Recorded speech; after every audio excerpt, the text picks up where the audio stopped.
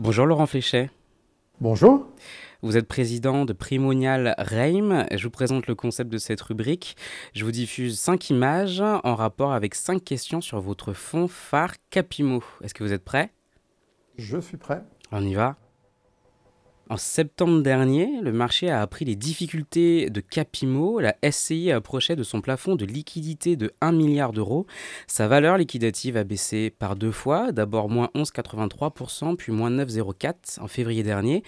Où en est Capimo aujourd'hui? Alors, je pense qu'il est bon de rappeler que Capimo est un fonds de fonds et détient donc une allocation immobilière au travers de détentions directes, mais aussi des participations, dont certains sont gérés par les équipes de Primonial REM. La remontée des taux en juin 2022 impacte sur la performance de l'immobilier et Capimo, comme les autres sociétés civiles, a vu sa valorisation impactée par cette remontée des taux et la baisse de l'immobilier qu'elle détenait. Aujourd'hui, Capimo, c'est 5,4 milliards de capitalisation. C'est une diversification très importante, à la fois en immobilier détenu directement et indirectement, mais surtout en classe d'actifs détenus. C'est 30% de bureaux, c'est un peu plus de 22% d'immobilier santé, que moi j'appelle plutôt de l'infrastructure sociale, 18% de résidentiel, et le reste étant réparti entre du commerce, de l'hôtellerie et de la logistique. Son gérant Louis Molino a récemment indiqué sur LinkedIn avoir quitté son poste en mars. Qui a pris la relève? Après avoir passé une grande partie de son expérience professionnelle, Louis Molino a souhaité orienter différemment sa carrière. Et donc nous avons aujourd'hui une équipe de gérants, comme c'était le cas avec Louis, une équipe avec Nazim Bosli, Antoine Sassier. Il y a un nouveau collaborateur, Philippe Goldberger, qui était patron du Fund Management au Luxembourg, qui rejoint l'équipe pour continuer à piloter le Fund Management de cette SC. On passe à la deuxième image. C'est un commentaire sur LinkedIn en réaction à votre annonce de suppression des 2% de commissions acquises au fonds. C'était en septembre dernier. Je vous lis. Quand on coule, on évacue les femmes et les enfants d'abord. On n'invite pas d'autres passagers à monter. C'est un peu vif, mais des réactions comme celle-ci, il y en a eu beaucoup. Signe que le marché a accueilli assez sèchement cette décision. Avec le recul, Laurent Fléchet, est-ce que vous regrettez le timing et ou cette décision?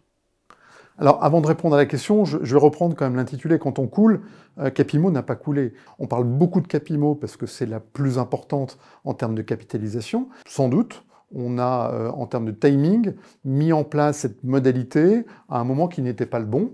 Et il n'y a qu'une chose qui, pour moi, compte, c'est la défense des porteurs de parts, donc des clients qui, in fine, derrière les assureurs vie, sont les investisseurs.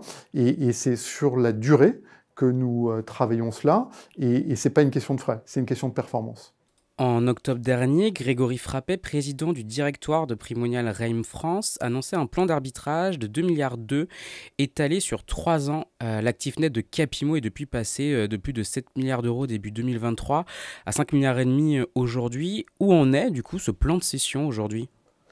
Alors j'entends beaucoup de choses, et c'est la raison pour laquelle, en n'étant pas le gérant, je suis moi président de l'ensemble du pôle immobilier du groupe Primonial, que je souhaitais intervenir aujourd'hui, et notamment sur ce plan d'arbitrage.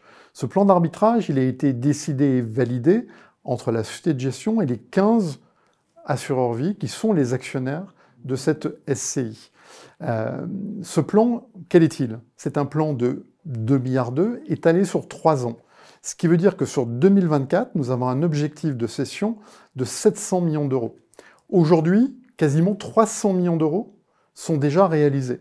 200 millions d'euros signés et 90 millions d'euros, un peu moins de 100 millions d'euros, qui sont en cours de finalisation, c'est-à-dire qu'on est entre la promesse et le closing. Nous avons en même temps lancé pour 400 millions d'euros d'arbitrage complémentaire. Alors j'entends plein de choses sur des bureaux, il n'y a aucun actif de bureau qui soit arbitré, et le plan d'arbitrage complémentaire est essentiellement orienté sur des logements résidentiels qui ne sont pas situés en France, mais sur lesquels nous avions investi dans différents marchés et différents pays de la zone euro, et sur lesquels on a très peu de différences de valorisation sur ce patrimoine. Et avec ces arbitrages de portefeuille résidentiel, plus tout ce qui a été déjà réalisé, le plan d'arbitrage 2024 sera en ligne avec ce que nous avons prévu.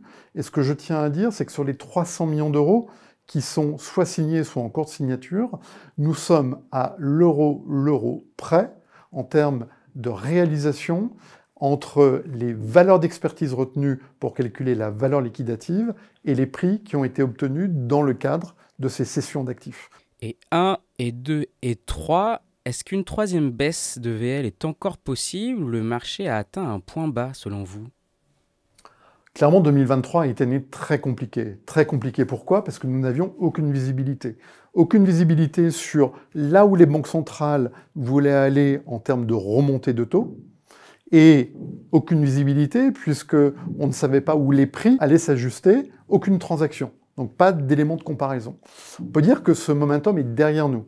Début 2024, une grande partie du brouillard s'est dissipé, on y voit plus clair. On voit que les banques centrales, aujourd'hui, ont dit on a atteint un plateau, on va sans doute baisser, on ne sait pas quand. Et donc ça nous redonne de la visibilité, ce qui me laisse à penser que le gros des ajustements, la grande partie des ajustements est derrière nous, et qu'aujourd'hui, s'il devait encore y avoir des ajustements, ça serait vraiment à la marge, bien évidemment, dans un secteur économique et géopolitique qui est celui d'aujourd'hui. Quelle stratégie, du coup, pour sauver, relancer Capimo?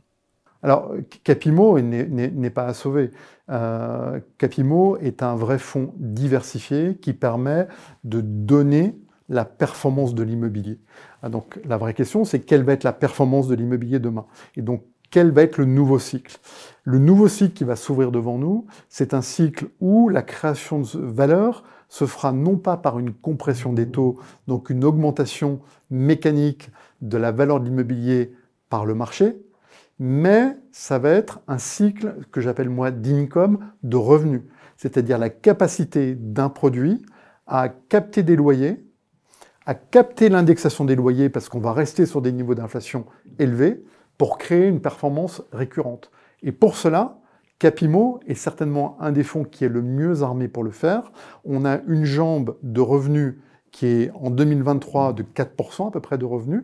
Si on regarde, et moi je pense qu'on sera plutôt sur une hypothèse d'indexation, de captation de l'inflation de l'ordre de 2, voire plus, 2,5, voire 3%, on voit bien la capacité dans les années qui viennent de Capimo de distribuer une performance récurrente uniquement sur sa capacité à encaisser ses loyers et à capter l'inflation.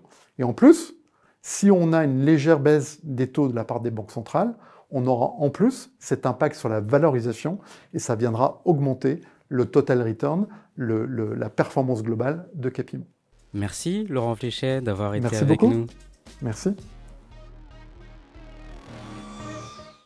Géraldine, je crois qu'il n'y a pas eu une émission de Patrimoine Online dans laquelle on n'a pas parlé d'immobilier, notamment des limites de l'immobilier dans l'assurance vie. Alors vous, sur ce sujet, je crois que vous faites partie des CGP qui disent l'IMO, les SCPI et les SCI en assurance vie, plus jamais ça, et même si ça se trouve, jamais du tout. Alors, effectivement, nous, on n'est pas des grands fans de mettre un instrument illiquide dans une enveloppe liquide.